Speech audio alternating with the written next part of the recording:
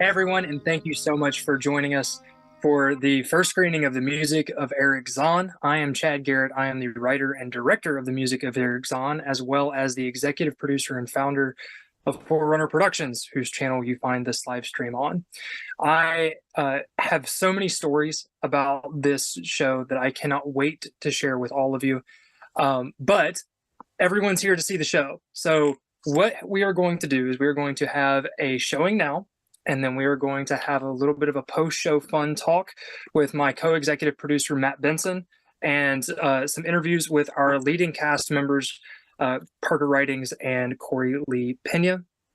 So make sure that you guys stick around for that, as well as some exciting announcements for Forerunner Productions itself. But without further ado, here is the music of Erich Zann. Feel free to comment below or in the chat as we go through all of this. We are going to be fielding questions as in the post-show element of this thing, both right after the showing and before the second showing. We'll be doing questions and everything like that. So just be ready for that. If you have a question or if you have a comment or something, please interact in the chat. We would love to chat with you guys and would love to field your questions with Matt. But without further ado, here is the music of Erich Zann.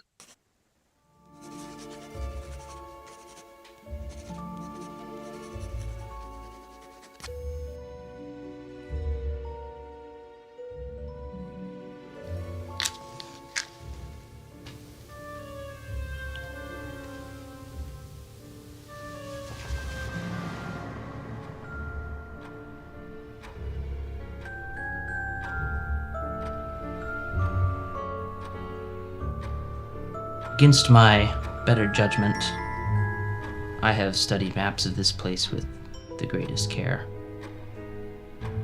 I have delved deeply into all the antiquities of this city and have personally explored every region which could possibly be the street that I knew as the Rue d'Orsay.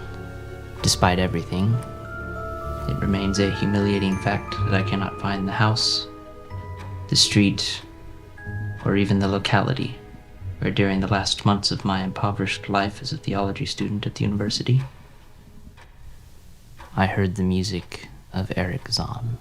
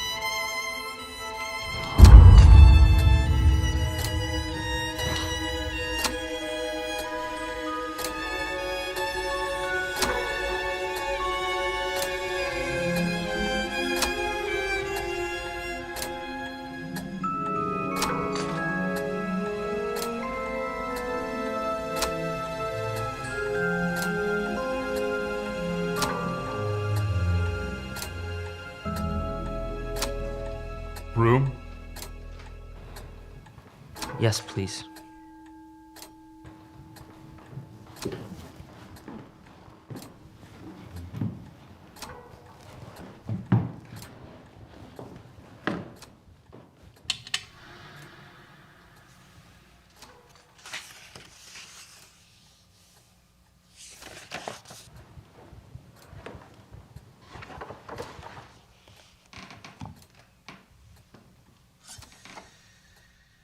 Sign.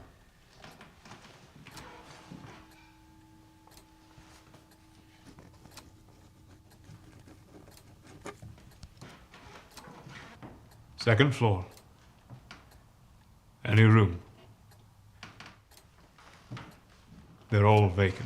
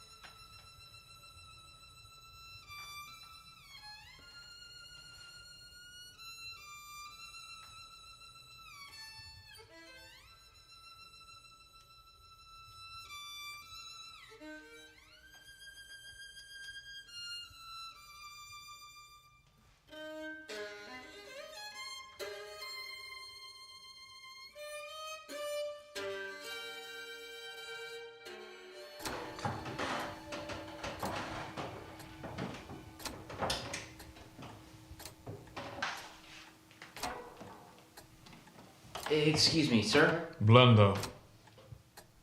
What? I'm called Blando, if it pleases you. Sorry. Blando. Yes. I, heard a strange tune coming from the floor above me last night. Did it bother you? No, not at all, actually. It was oddly soothing. Haunting, but soothing. Then what is your query? Who's the musician? The resident, I mean, that resides above me. That would be Mr. Zann. Erich Zann, as he signs. A concert violinist by trade. You were lucky to hear his original works. I believe that he chose that top floor to keep his music away from others. That or for the window. It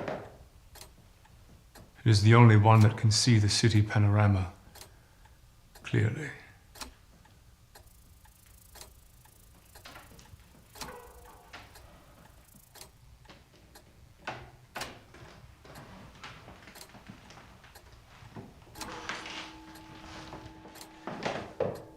A very peculiar man when it comes to his music. I would avoid broaching the subject.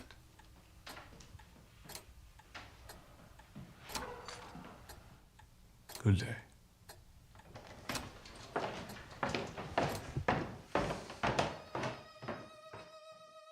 Thereafter I heard Zann every night. And although he kept me awake, I was haunted by the weirdness of his music. I was certain that none of his harmonies had any relation to music I had heard before. Needless to say, I was fascinated. After a week, I resolved to meet the old man.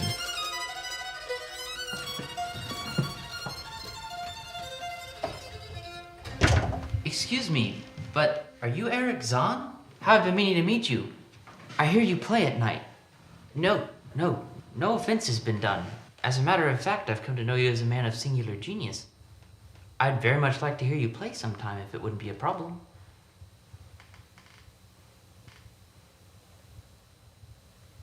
Have I offended you? Ah, you're mute. No wonder your playing is so wonderful. It has replaced your voice. Sorry. I'm a bit of a poet when the mood strikes.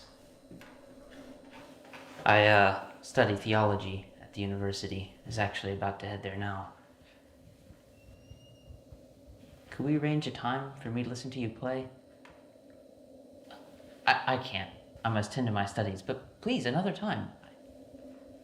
Oh. All right.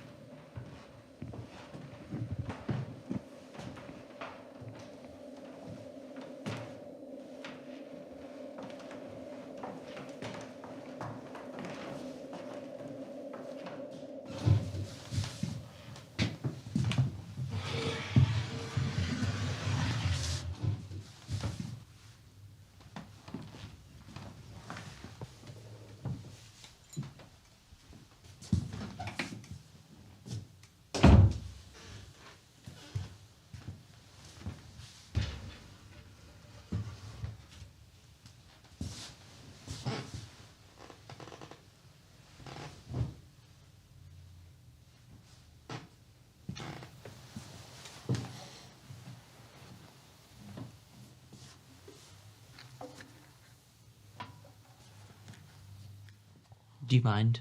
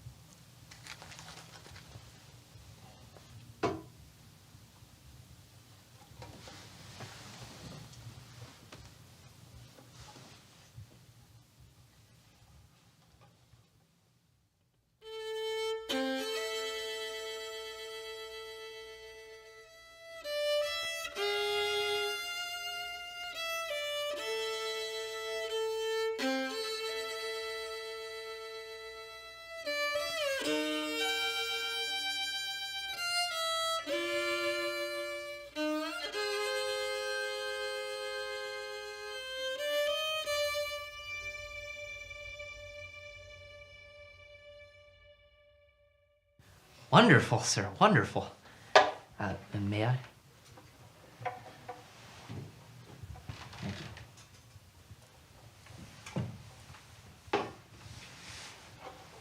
you. I have to say, the music seemed to be missing something. Some of the notes, they weren't quite right. The ones I know are more like this.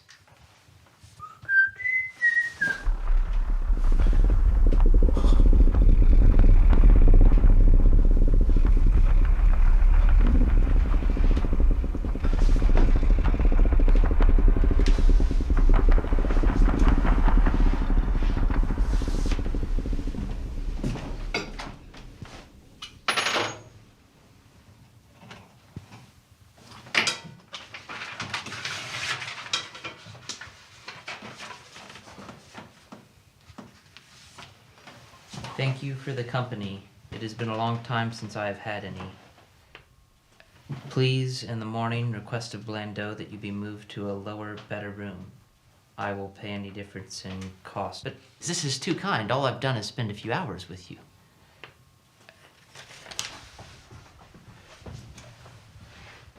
May we do this again sometime? I would miss your playing very much if I weren't to hear it again. Well, I won't turn down a blessing.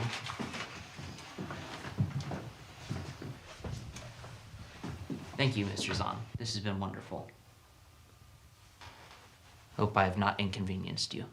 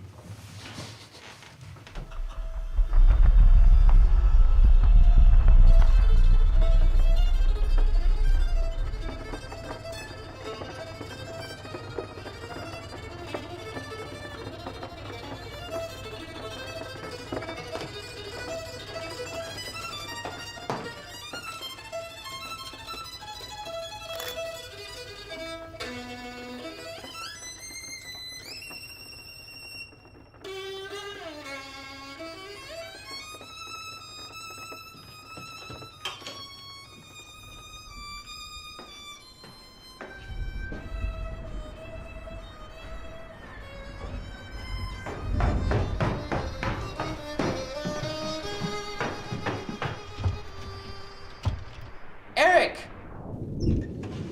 Thank the Lord. I heard, well, I thought, I was worried, so I'm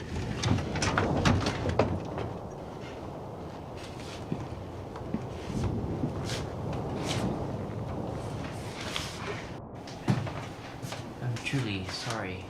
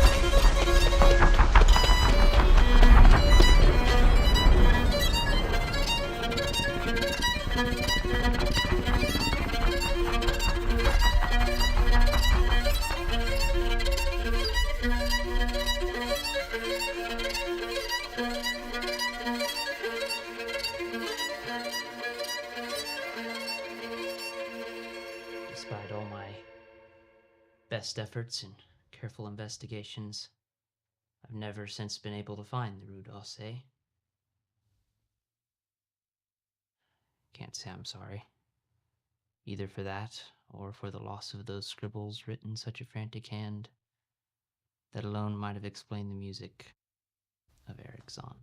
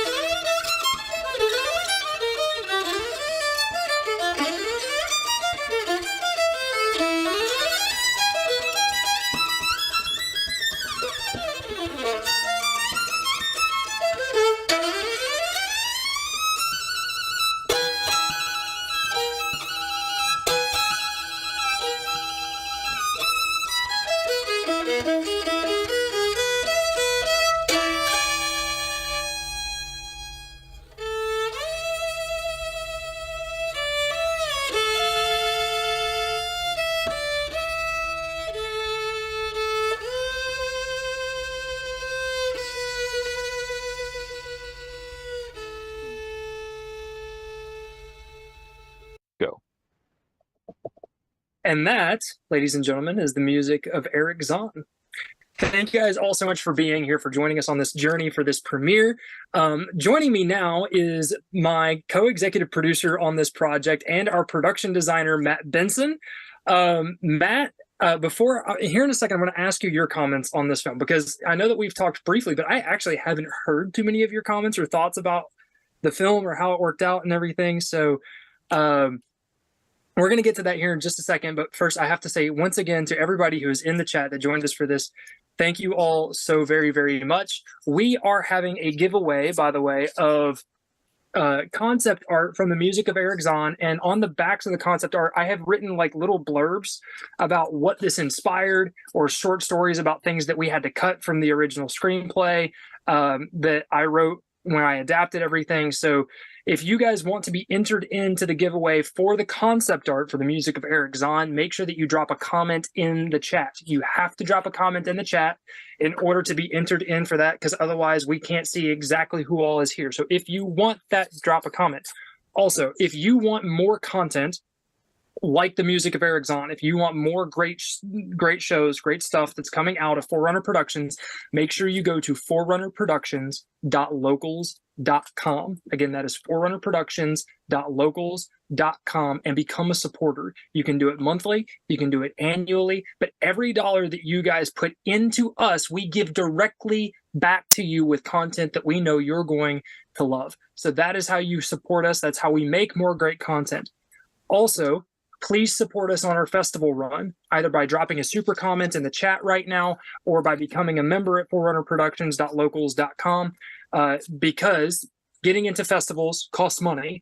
And as you guys just saw, we have a really, really great chance at winning some awesome awards and propelling all of the filmmakers. We saw a long list of people that were involved in the making of this film. It propels all of our careers forward when you help us get into these festivals so that we have a chance at winning and having some clout to our name, because it's a sad truth of the world, but without clout, you don't really get anywhere. So that's how you support us. Go to forerunnerproductions.locals.com. If you want to do a one-time donation, or if you want to go straight into how to support us, go to forerunnerproductions.locals.com/support. Again, that is forerunnerproductions.locals.com/support. You should see it on your screen below. Okay, that's enough of the sales pitch. Matt, what are your thoughts on the music of Erich Zann? What an incredible journey it's really been. I'm so proud to see the finished product that we do have here. It's something else. It's truly amazing. I'm really proud of the journey I've seen you've come along on this, from the cave in La Quinta in Lynchburg, Virginia, now to the wide internet with it just coming out. It's better than I could ever thought. I'm so thankful for the performance that our actors gave and that our crew gave. Parker, great job. He has a long career ahead of him, I believe. He's found his niche. Corey, for someone who has no words, you left me speechless. Yeah, right. And then Daniel Cross, that man is something else. I've said this to you before multiple times. Whenever he comes on screen, he just steals the entire scene. Dan, if you're in the chat, Daniel, you know how much I love you and want to work with you again. So Daniel, truly amazing, and it felt like I was watching an episode of The Twilight Zone, but I knew everyone in it. It was really interesting, you know. Yeah. So Yeah. just some of my thoughts. I could go on more, but time is limited. So That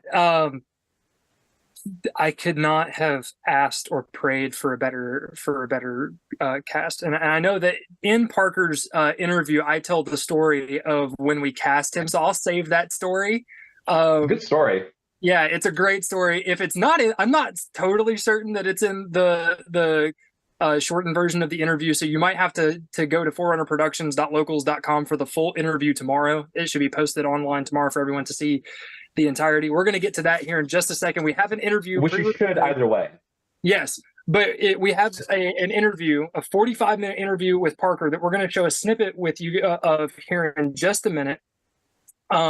After we come to you guys in the comments. So from the comments, we have Joey coming from us from Lynchburg, Virginia. Joey, how's it, dude?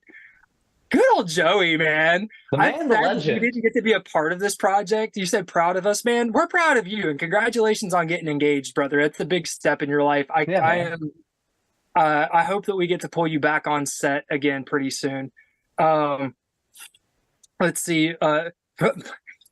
Of course, from my parents, that you guys are proud of me. Thank you guys. I know that it's kind of a weird thing to tell mom and dad, yeah, like, Mom and Dad, I'm going to get involved in Hollywood, but I'm not going to go to LA to do it. And they're like, coming from small town West Virginia, no one in our family has ever done anything in that kind of realm before. And they're like, I mean, go for it, buddy. Right? Like, if you want to go to the moon, pack your bags type of thing. They'll know what that means. Ian gives us praise, saying, so good. Wow. If you guys have questions, please send us questions. See, got another one. Todd Langdon, thank you so much, man, for coming on board as well, man. All of the comments that were being given right now, I have Nigel, my wife here, is just feeding us praise right now through the comment section. If you guys have any questions about how it was made or anything like that, make sure that you guys send us those. I can't possibly respond to all of these just praise comments and everything.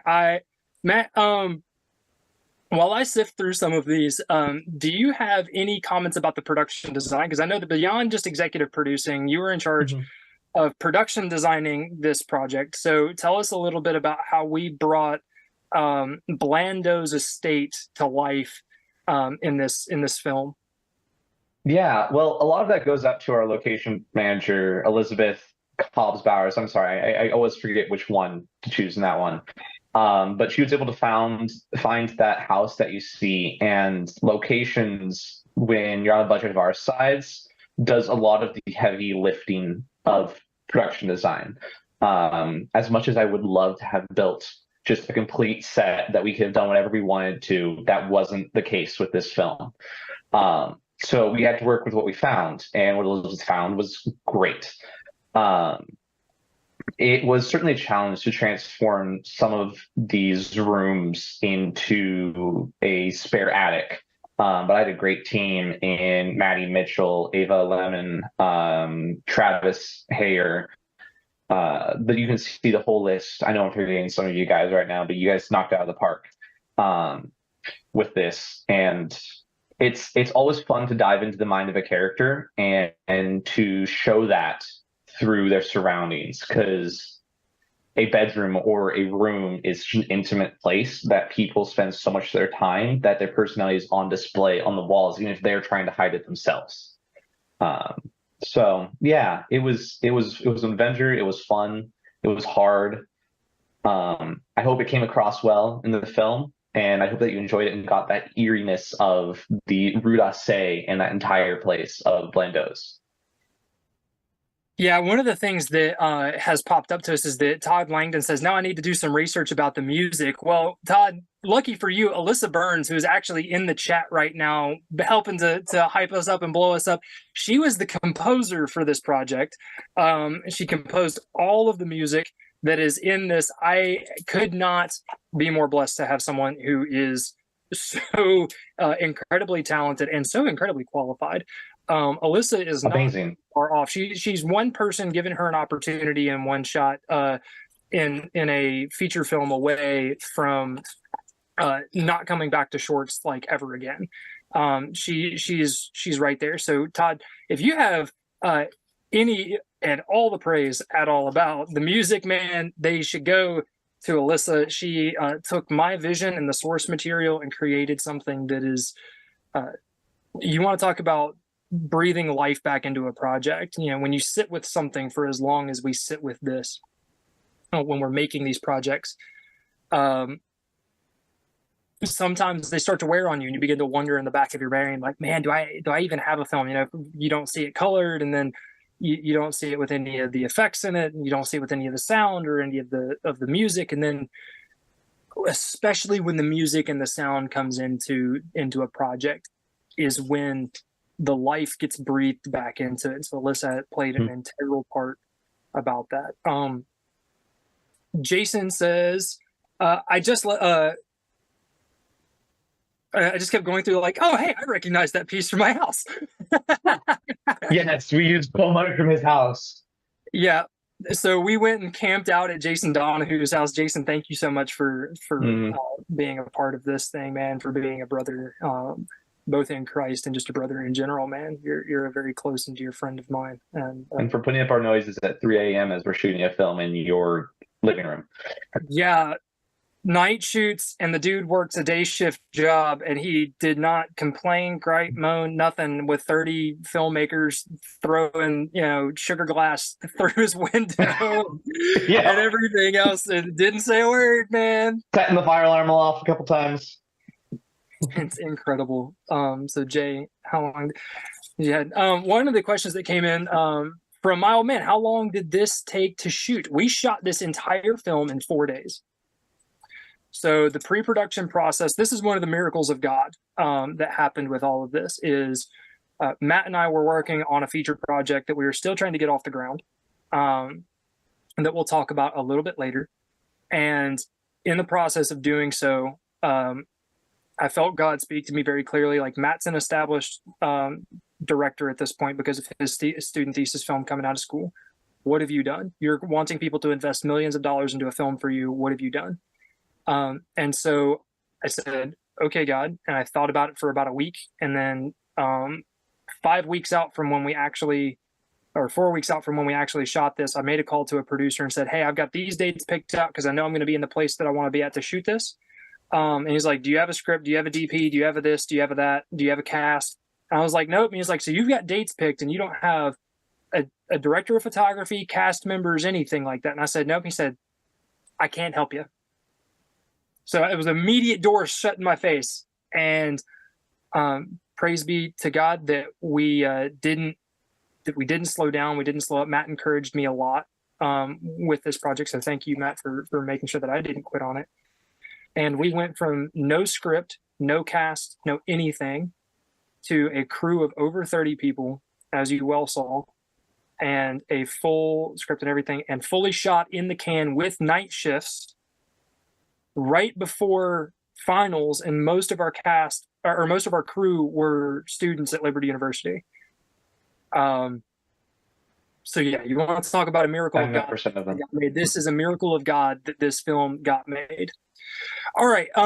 we are going to come back to more comments and questions. You guys have actually started sending those in now, and that is awesome. We are so excited I get to answer your questions. We will do more of that before our last showing that we have today. We do have another showing of the film, so if you want to watch it again, or if you missed it the first time, be sure to stick around. We are going to be showing the music of Erich Zann again here in a little bit, but first we have an interview clip from my interview with our lead, Parker Ridings, who played our narrator named Robert in the music of Erich Zann. Check this out.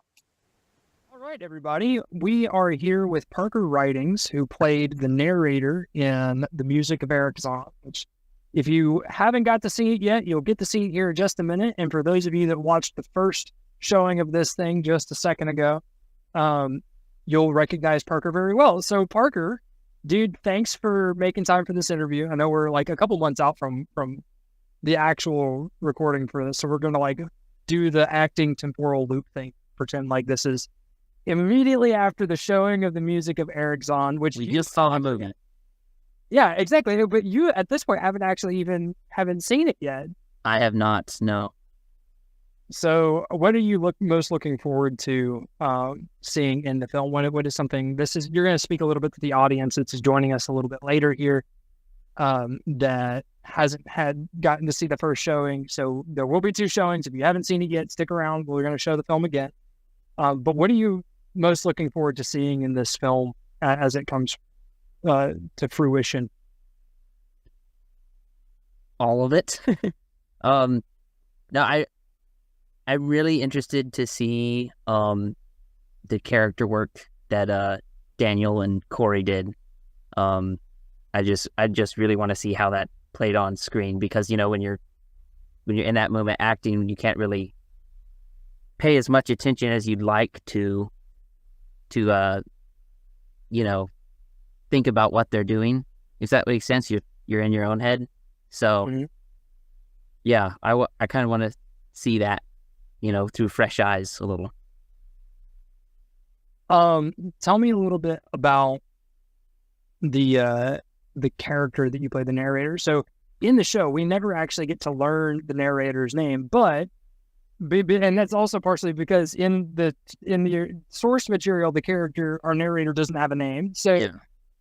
But one of the things that I instructed you to do when I cast you in this, came to this thing, was like, give your character a name. Yeah. So what was the name of your character? What was the inspiration for that name? And did that actually help you? Well, let's start with those 2. And I'll ask you a follow-up question. I decided to call him Robert. I'm not sure where that first name quite came from. I was looking for something, I guess, that sounded period, like early 1900s, 1940s. So I didn't want to, I wanted to be conservative with that. And then for the last name I said Sheffield, and I was thinking of theologians and stuff like that, and I happened to have a Scofield Bible, so I just kind of like changed some letters there. My intention for having you give your character a name was because in the script it's just listed as narrator, right? Yeah. And I even I confused some of our readers with the script a little bit at the beginning, because I used gender neutral pronouns for it, right? So I used the they them pronouns, and people were like, is this multiple people? Is this? I was like, no. I did that intentionally to make sure that I could cast either a male or a female in this role. Yeah. But once we got you into the role, I wanted to make it personal, right? And I even in the script, I went back and I changed all the pronouns in it to make sure that it reflected the person that I cast. Did you see the giving of the name to the character? Did that help you envision your character at all when you were doing your character? Oh, for sure, because even going through the script, I'm not thinking in terms of narrator anymore. It makes it a living human being that I can relate to, if he has a name. What was your favorite scene to record that you just, what was the one, well, let's do this in 2 parts. When you got the script and you read through the script, what was the scene that you were most looking forward to in that part? And then I'll ask you some follow-up questions. I would say probably the climax, because that seemed like it would be the most challenging. So, I don't know how much we're supposed to say here, but like, well, I guess some people have already seen the film, but yeah. There's full spoilers. Yeah. In this story, you want to mute this. If you haven't seen it yet, you're waiting for the second showing, and you want to mute this thing. You're more than welcome to. Even if you get a spoiler, I don't think that there's going to be the way that this film is structured. I think that you're going to see what's coming, but not in a way that's going to ruin it anyway. So yeah. I would say, for anybody who's familiar with the source material too, it's kind of already been ruined for them as well. So there's an interesting ruin for them. So I would say spoilers, full go. Yeah, that's the other thing, is that scene in the source material is so like intense, and it's so vividly worded, and so I was really excited to see how we would get that on film, and the challenge of trying to portray that whole situation where I'm trying to get Erich to stop and he's not, and then I look out the window, and when you pitched it to me, you said, yeah, we're gonna put all this makeup on Erich, and I was like, that sounds like it's gonna be fun. So yeah, I was really excited to see all that. Now, so that was your reaction leading up into it. Was there anything as we were shooting, what ended up being your favorite scene that we actually recorded? Was it that one, or was it? No, I think my favorite was, I think it was the last day. We shot the scene at the staircase where I'm going up the stairs, and I meet Daniel's character for the first time. I'm blanking on his character name at the moment. But Blando. Blando. I meet Blando for the first time, and that was kind of the first. It was day 3, the last day of the shoot, and it was the first day I actually got to have dialogue with someone, because Corey's character is mute, and Suzanne and I don't speak, and so in our little interaction, so that was incredibly fun. And Daniel and Corey both did this, and Suzanne all did this very well, but they gave me so much to react to, like physically. It was just amazing. So yeah, that scene with Daniel was probably my favorite to shoot. Go. Well, guys, if you want to see the rest of that interview, make sure you head over to forerunnerproductions.locals.com. And if you want to support us and make sure that we get to continue to put this film into film festivals and have the opportunity of propelling people's careers that were a part of it, as well as allowing us to make the next thing, make sure that you go to forerunnerproductions.locals.com/support, just like you see at the bottom of your screen. That is how we get all of this done. That's how we make our living. That's how we are able to make more projects like this and make more great content, because Hollywood and the world needs it. We are at a point now where I think that we are ready to reveal something really cool. Not many people will know this. Some of the people that are in the chat will already know this, but Mr. Matt Benson here is one of Liberty University's most accomplished student directors in like the history of the cinematic arts department.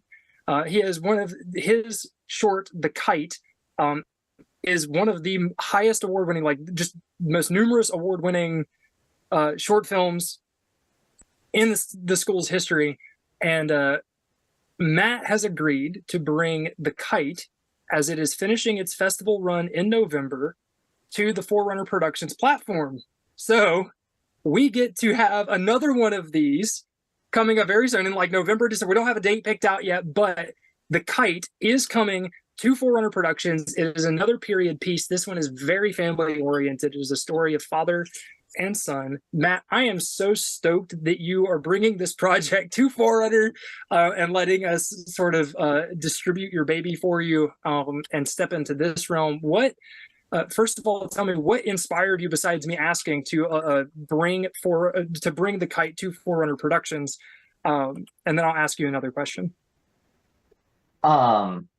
Bring it to Forerunner Productions. I just really love the idea that, and the whole philosophy behind Forerunner Productions, that it's about providing solid entertainment that has good values and that's made well to audiences everywhere. And Chad, you and I have talked about this, and there's some more things I don't want to quote outright because I don't remember your wording for them, because it was really good wording. But that, and also because you asked. So that's the honest reason. Those are the two honest reasons. I could try to make something up, I'm not going to. So at Forerunner Productions, our slogan is, as we've evolved from podcasting to now narrative film work, this today is a huge fulfillment of a promise.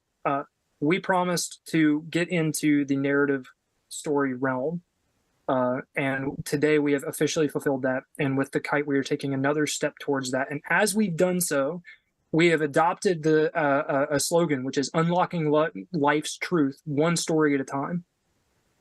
Because ultimately, that's why we love stories. It's why we sit in front of movies and all of these things, is because they say something to our hearts and they say something to our souls that is true.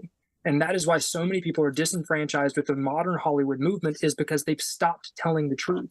They've stopped, at least in large part, giving us stories that we really love, that tell the truth, that help us analyze and see the unspoken truths of our world. And we want to bring that back. We want to bring it back, not just partially, but in full force, in a way that hopefully we can innovate on and do it in a way that's never been done before. And so the kite tells a story that is true. It unlocks part of life's truth as this father and son go through their tale. And if you join us for the kite, you will see a familiar face. We'll keep that under button, but you will definitely see a familiar face in the kite when you join us for that. But Matt, thank you so much for bringing the kite to us. I want to share a little bit about behind the scenes production, right? Not many people know how much it actually takes to make one of these projects. They hear the numbers in Hollywood and they hear millions of dollars and all of these things. And when you're a brand new filmmaker, you don't have millions of dollars. We made this entire film for a whopping total of $2,500. My mother-in-law planted a seed of about $1,000, and out of the when I was in Lynchburg, Virginia, writing this project with Matt, working on a pilot with Liberty University for their junior feature, where we found so much of the great talent that we brought on for this project. For crew, I made a total of $1,500, and I put every dime of that $1,500 and the $1,000 that my mother-in-law supplied for this, and with some help with some equipment purchases from my parents. So thank you very much for that, Mom and Dad, because we had a Godox light that we were able to purchase that gave us some really great light through the window that you wouldn't have been able to get otherwise. Got those things, and that was the investment that we put into this, because we had to show that we could do a lot with a little. That's the only way that you make it to the next stage in this thing.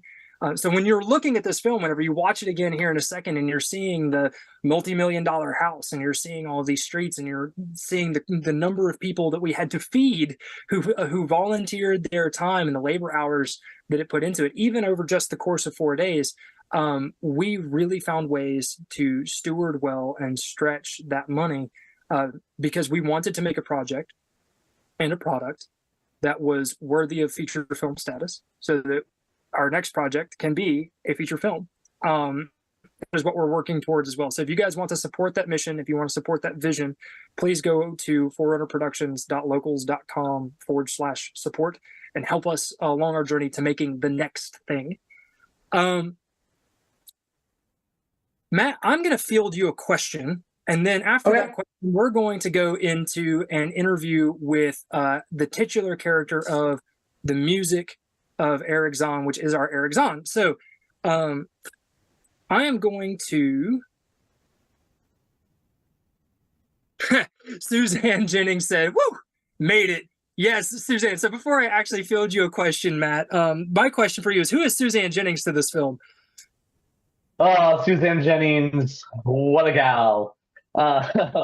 Suzanne was one of our co-producers as well as our on-set chaplain, which is a very, very kind of new position to the industry. One I think is very close to both of our hearts, as well as one of the background characters that Parker's character encounters on his way to the Rue d'Orsay. You might recognize, you might have seen someone in there.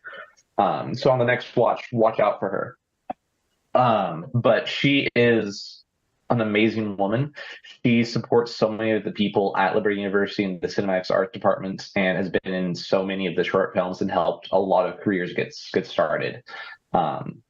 But she was our on-set chaplain and our co-producer to this film. So Suzanne, thank you for the love and support spiritually that you provided, because the major theme of this film is encountering forces beyond this world, and one man's battle with that, and how we get to see that battle play out through the eyes of our narrator. And so as we, and we'll, Corey and I actually talk about that in the interview that's coming up. But when you embark on a project like this and you're directly encountering the enemy, you have to have someone there who is taking care of the souls of your people, who's there to help them deal with stress of finals coming up while they're on set late into the morning or what have you. And so, Suzanne, you were integral to that. You were integral to me in giving me support as I embarked on my first time being a director. So thank you. I'm so blessed that God put us together, and I cannot wait to work with you again in the future. You don't get much from her in this film except for on the stairs, but Suzanne is a talent. She is an extreme talent, and I cannot wait to have another project in the future with her. We've got many things in the work, and I hope that Suzanne will be able to be a part of. So Alyssa says that she loved The Kite and is excited that is coming to Forerunner Productions. So that's great. And Suzanne again says The Kite is an amazing film, just beautiful. So there's a lot of excitement about The Kite. We will be doing another live stream like this one to do The Kite, and we'll be again doing interviews and bringing people in.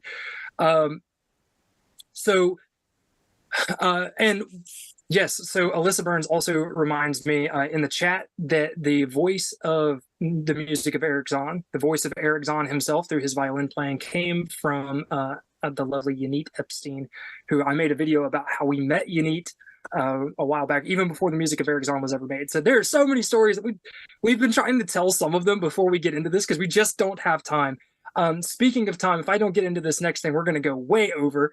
So Mr. Joel, will you please roll the interview I did with our leading man, Corey Lee Pena, our Erich Zann. I'm actually going to kick this thing off now that we've gotten rolling a little bit. Joining me right now is Corey Pena, who brought Erich Zann to life. Corey, thanks so much for coming on to this thing to be a part of our live stream. For context, I did this with Parker's interview too, so you guys might have already heard this. Some of you have already seen a rendition of the film, and so this is going to be spoilers. Some of you are waiting for the second showing, which is coming up here in a second. So some of this is going to be a little bit spoilery. So just beware of that. Also, if we don't get to all of this interview, which we won't, you guys can check the rest of this interview out when we get to it and when we release it after the live stream. So it'll be coming out within the next couple of days after the live stream to make sure that you guys get the full aspect of this interview. So Corey, thanks again for being here. Talk to me first a little bit about what it was like to play a mute. Have you ever done it before? What was your character work like? Like, walk me through of trying to build this character. So that's just, there's so much in that answer.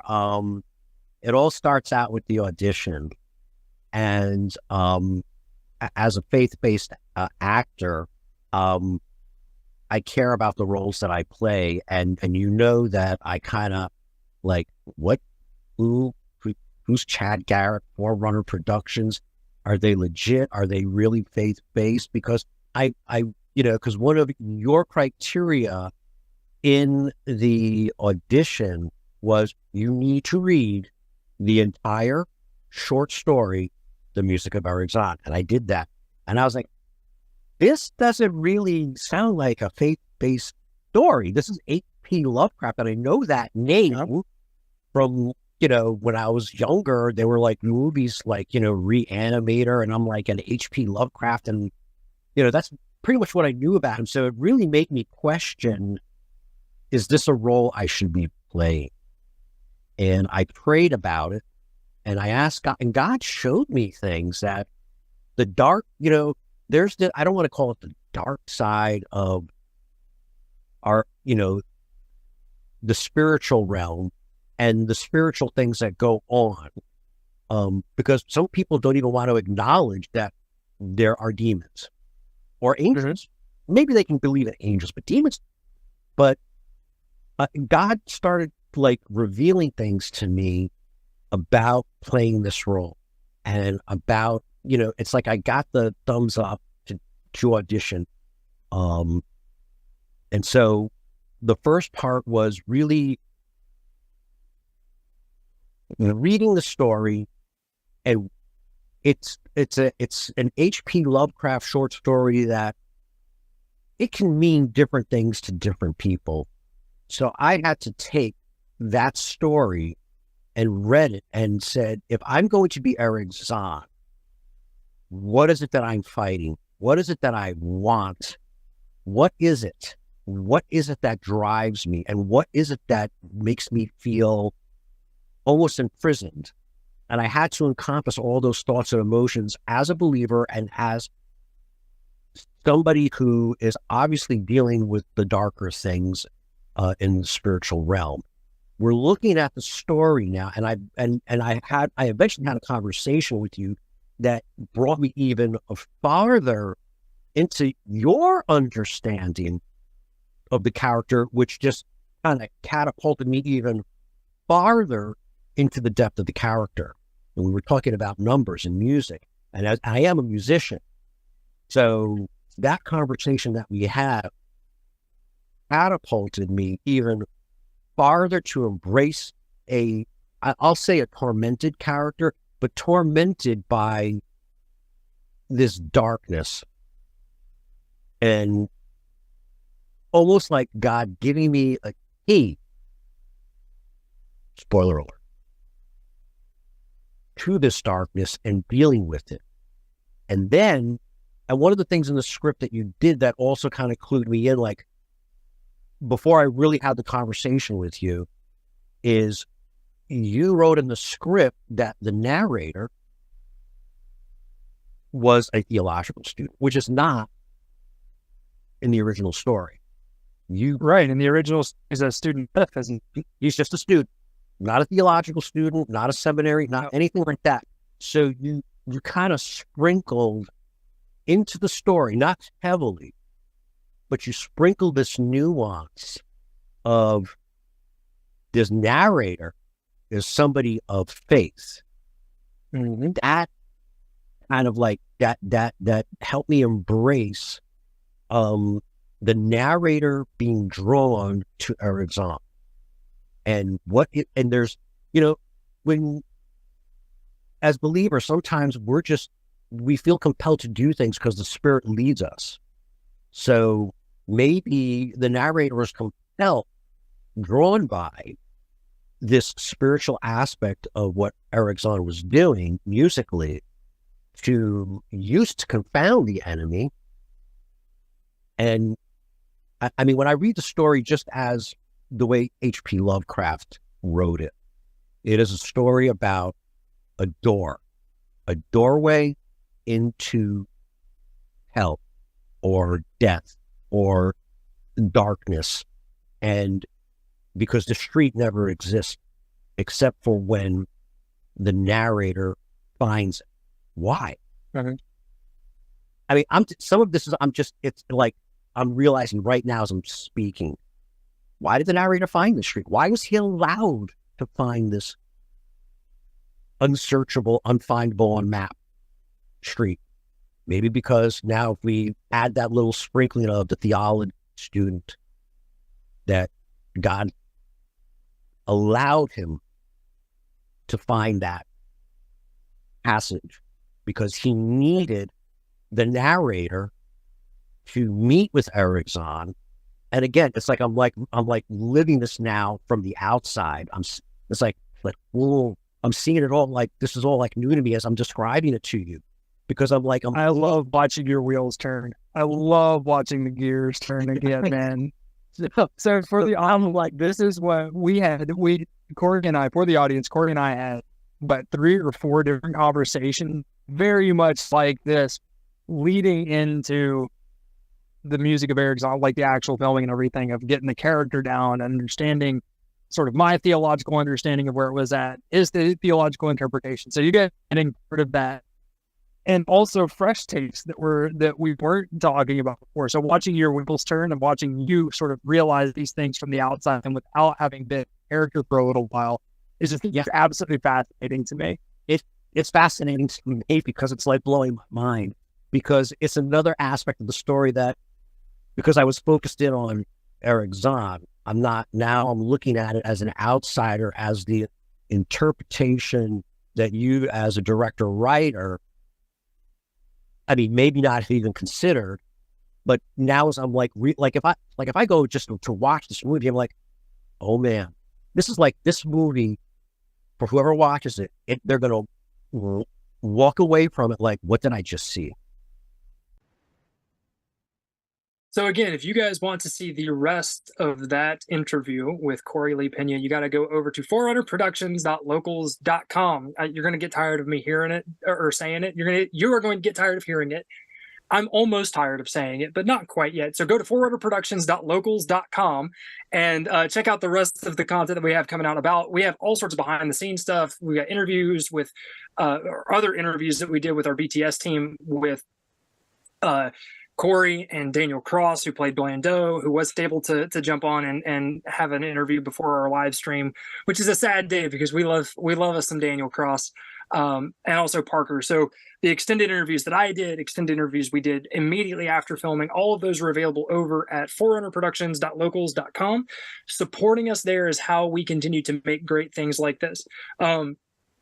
Matt, I've got a question that I'm going to pitch you. Is actually targeted at me a second ago, but I'm going to pitch it to you here in just a second so I can give everybody a third-party view at things. But before I do that, I want to take a second to address something. One of the things that Todd said about one of the Anne Rice novels in the comments here was that they're not faith-based, and that's okay, because we are not a faith-based company per se. I know that it's very interesting because it's just coming off of that that interview with Corey where we talk about it being a faith-based project. And for this project, there was more of that faith-based stuff. And yes, I'm a Christian. Matt is a Christian. Most of the people that worked on our set are Christians, and we work very closely with a Christian university, Liberty University.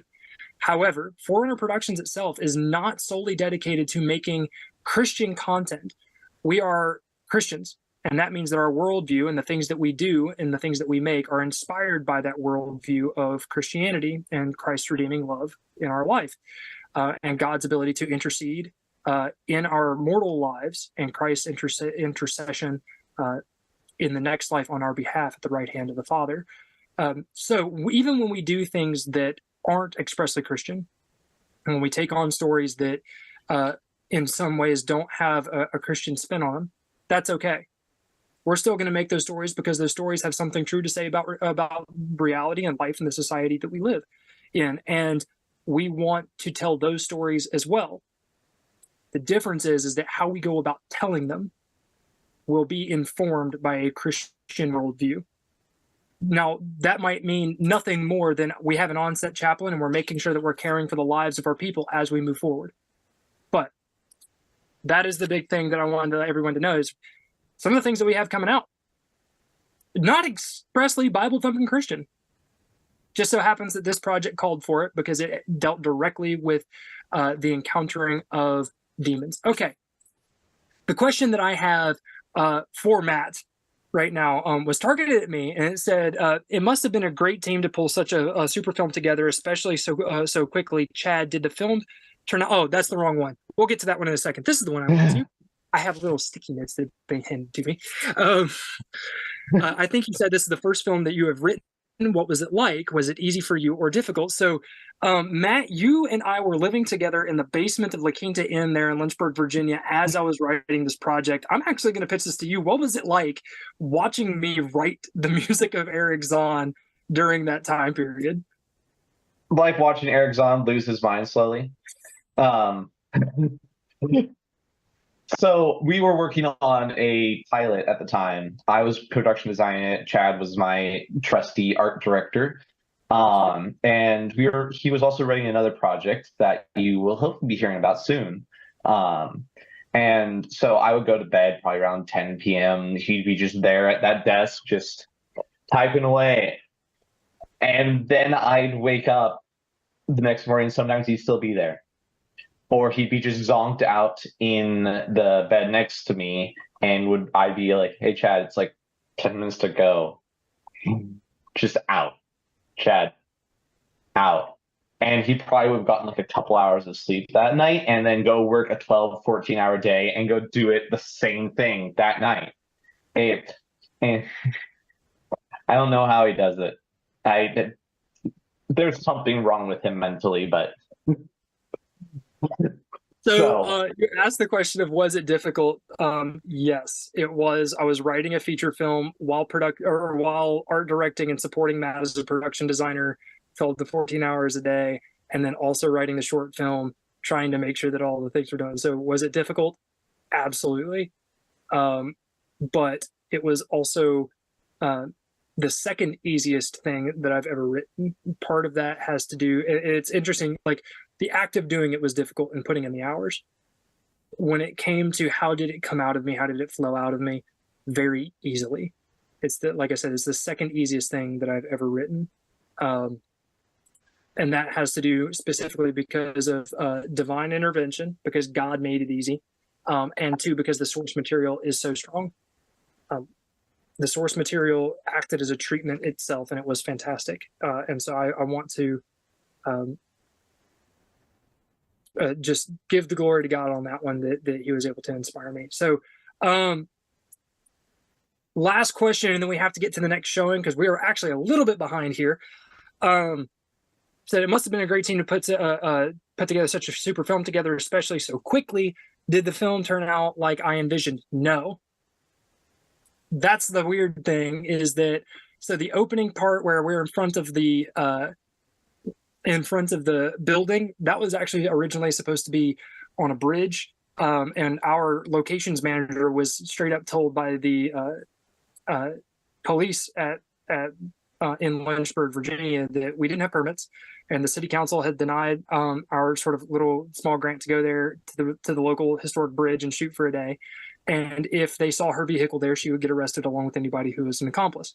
So we had to change up the game plan. So there were many things that happened in the edit that changed. There were things that happened with lighting and with special effects and with VFX and just different things in that nature that constantly changed how I originally envisioned the project while I was writing it. And that's okay. I say that because that is the beauty of filmmaking. When you set out to make a film, you know, especially as a writer, that what you write and your intent is going to attempt to be honored, but it's going to change. And it's going to change because you have actors that are giving their input. You have a director who's going to interpret it. We didn't have to worry about that on this one. Locations are going to dictate a lot. A production designer is going to dictate a lot. Your costumer is going to dictate a lot. Your editor is going to dictate it. The music's going to dictate it. So everything changes in the process. There are 30 plus people that gave their input to this project at different points in time that made it what it is. It's not solely mine. The only thing that I did as a screenwriter and director was adapt it and be the creative through line to help make sure that everything sort of fell in line with the original intent. But how it ended up is not only different, but significantly better than I ever would have actually dreamed that it could have been. So I could sit here and talk for hours about all the different things that I changed about it and that got dropped due to timing. If you actually want those stories, they are on concept art that we have that we are doing a giveaway. So if you drop a comment in the chat right now, or if you have already dropped the comments in the chat, you have been entered in to a giveaway for concept art from the music of Erich Zann. I'm going to actually flaunt these around real quick so you can see what you're getting. These are all different pieces of concept art, and I have stories that are written on the back end of them as to how each one of these played a role in the development of the music of Erich Zann. Actually, right side that one up. And what they all played into as to the vision and why they're there and how they ended up being there and where do we get them. So if you want to be entered into one of these that comes with their own story, each one of them has a personal blurb from me on the back of it. If you want to be entered into it, make sure that you drop a comment in the chat box right now so that we can get your names written down and we can reach out to you and figure out the best way to get these to you. And then lastly, another shameless plug, we got the kite that is going to be coming to Forerunner Productions.locals.com. We're going to be doing another live stream similar to this one when that's ready to come out. So make sure that you're tuned in with all of our social media. We'll be releasing information and details about that in the coming weeks. And also, if you want to support us and you want to help us reach an audience that's much better, much bigger, much broader, better is the wrong word, much bigger and broader with the content that we are making, because you guys are amazing. The fact that you're already here is just blowing my mind. Make sure that you go to forerunnerproductions.locals.com and you support us, because it takes money to make these things. This is our full-time job. Making films, making movies is our full-time job. It's what we do. And so we are striving to be the best in the world at that. In order to do so, we need your support, because it takes money to make these things. It takes money to hire the best people. It takes money to stay employed ourselves. So make sure you go over to forerunnerproductions.locals.com/support. It's on your screen. Check that out. And help us out however you can. We have monthly subscriptions, we have annual subscriptions, and you can do one-time donations on that site if you're feeling generous and you want to give us something. The money that you give in the short term is going to go to our festival run, and the money that you continue to give us in the long term goes towards us making more great content like this.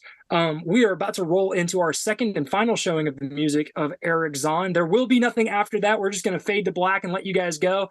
Thank you all so much for being here. Matt, do you have anything else that you would like to add before we roll? Just, Dan, thank you so much for being here and being able to watch this incredible project. If it gets more festivals, that will be the only other place we'll be able to see it until it comes out here on Forerunners. So you want to stay tuned in. This is your last chance. Just thank you for being here, and I can't wait to see you guys in November or December for the kite. I am so excited to do this again for the kite. Alrighty. I think that's all that I have. Thank you guys again. I'll stick around in the chat for a minute as you guys drop comments, and I'll sort of be communicating with everyone as the film plays. But otherwise, please enjoy our second showing of the music of Erich Zann.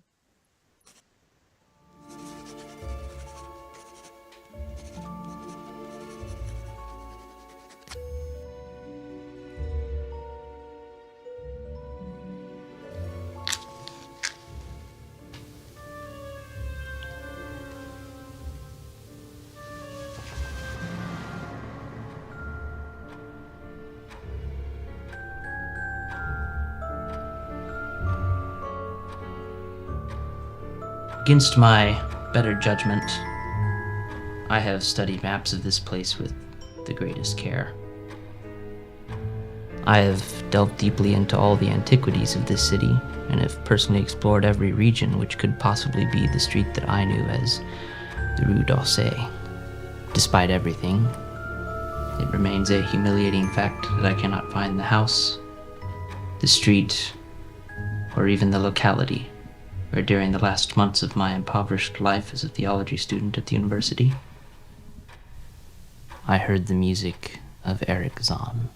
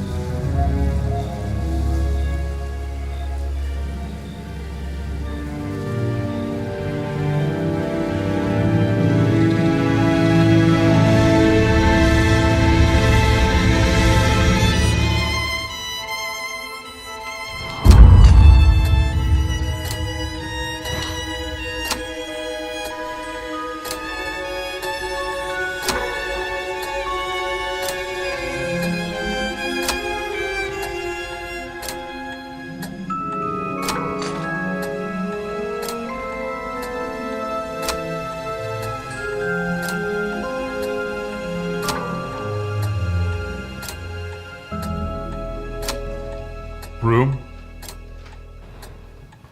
Yes, please.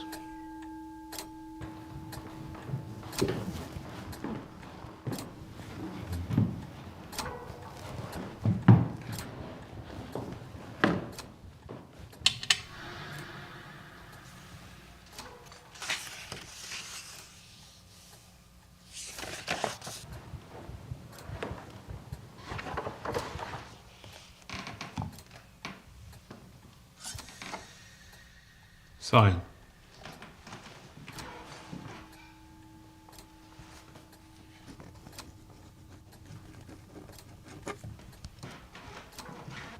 Second floor.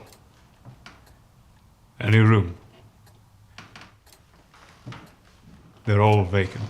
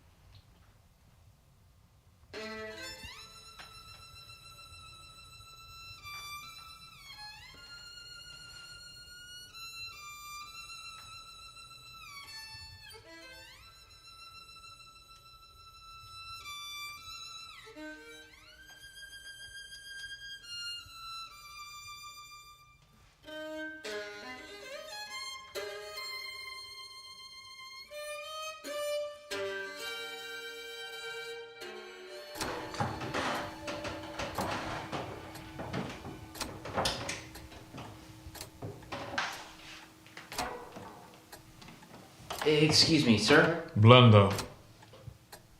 What? I'm called Blando, if it please you. Sorry. Blando. Yes.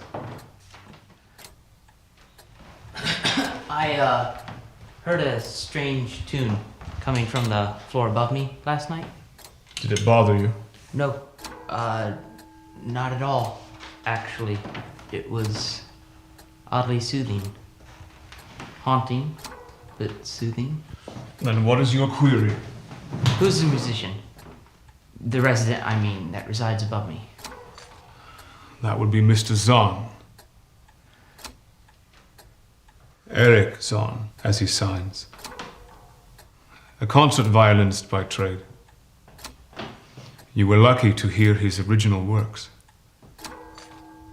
I believe that he chose that top floor to keep his music away from others. That or for the window. It is the only one that can see the city panorama clearly.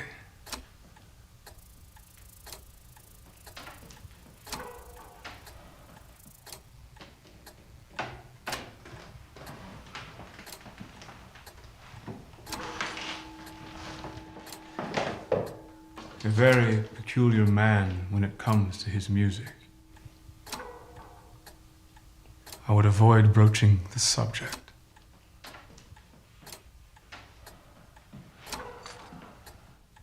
Good day.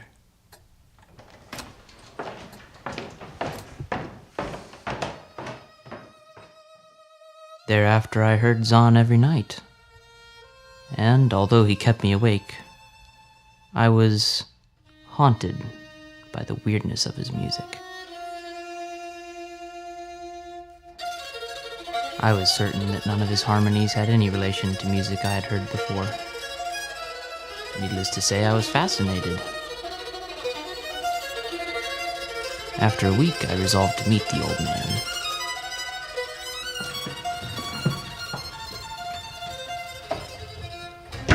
Excuse me, but are you Erich Zann? How I've been meaning to meet you. I hear you play at night. No offense has been done. As a matter of fact, I've come to know you as a man of singular genius. I'd very much like to hear you play sometime if it wouldn't be a problem.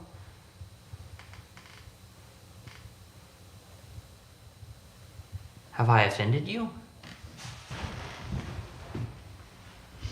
Ah, you're mute. No wonder your playing is so wonderful. It has replaced your voice. Sorry. I'm a bit of a poet when the mood strikes. I study theology at the university. Is actually about to head there now. Could we arrange a time for me to listen to you play? I can't. I must tend to my studies, but please, another time. Oh. All right. All right.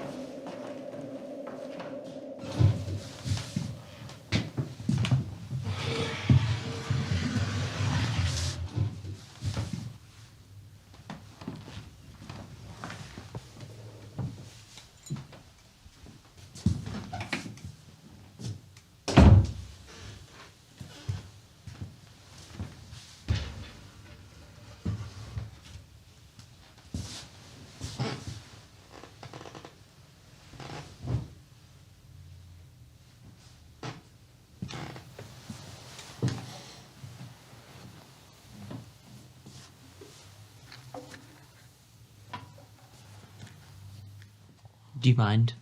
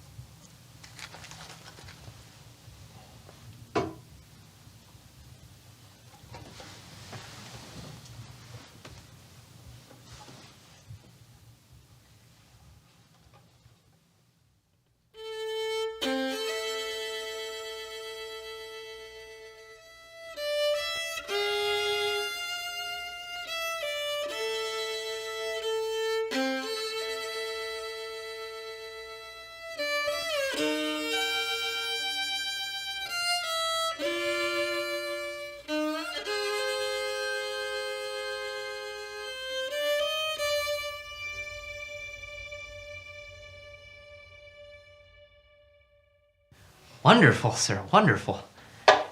May I? Thank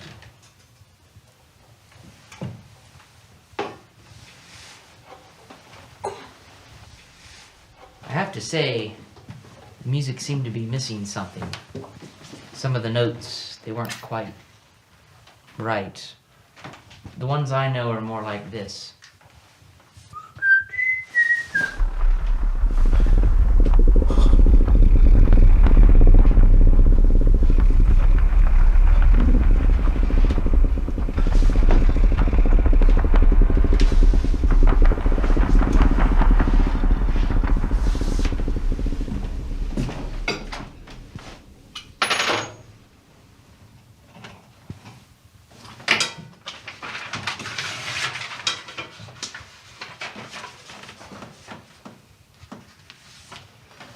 Thank you for the company. It has been a long time since I have had any.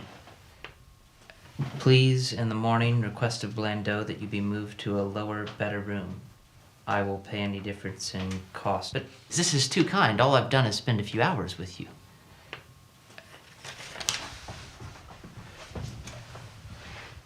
May we do this again sometime? I would miss your playing very much if I weren't to hear it again. Well, I won't turn down a blessing.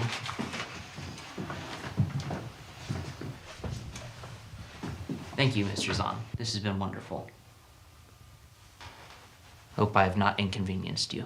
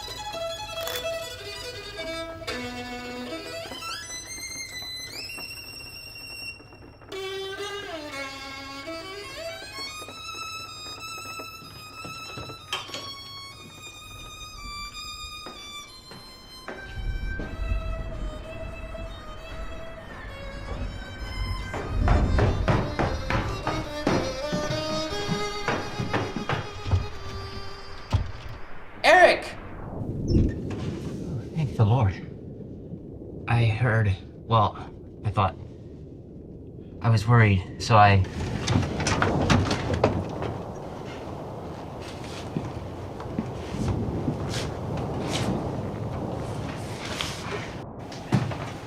I'm truly sorry.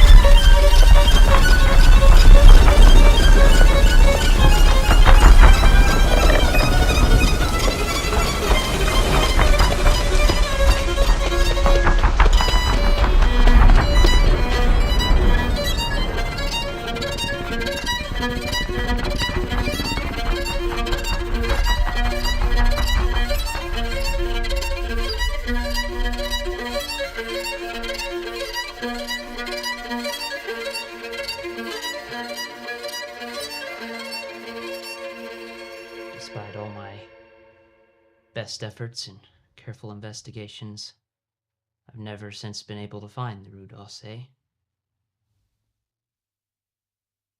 Can't say I'm sorry, either for that or for the loss of those scribbles written such a frantic hand that alone might have explained the music of Erich Zann.